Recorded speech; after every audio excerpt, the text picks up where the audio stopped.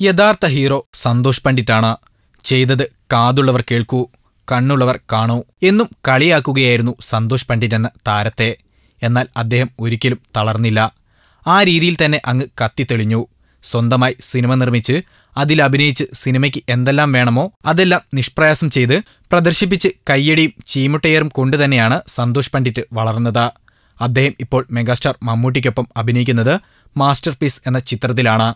കൂടാതെ ഒരു തമിഴ് ചിത്രത്തിലും അഭിനയിക്കുന്നുണ്ട്. എന്നാൽ വാർത്ത താരം ആരുടെ കൂടെ അഭിനയിക്കുന്നു എന്നതല്ല, അഭിനയിച്ച സിനിമയിൽ നിന്ന് കിട്ടിയ പ്രതിഫലത്തിന്റെ ഒരു വിഹിതം ജാതി അയിത്തം നിലനിൽക്കുന്ന മറ്റു സംസ്ഥാനത്തിലെയല്ല, കേരളത്തിലെ തന്നെ പാലക്കാട് ജില്ലയിലെ ഗോവിന്ദപുരം അംബേദ്കർ കോളനിയിലേക്കാണ് കൊണ്ടുപോയത്. അവിടെയെത്തിയ സന്തോഷ് മഴ കനക്കുന്നതിന് മുൻപ് അവിടുത്തെ പാവപ്പെട്ടവർക്ക് അരിയും സാധനങ്ങളും വസ്ത്രങ്ങളും, കുട്ടികൾക്ക് ബാഗ്, കുട, പുസ്തകം, വയോജനങ്ങൾക്ക് കുറച്ച് പണം എല്ലാം കൊടുത്താണ് മടങ്ങിയത്.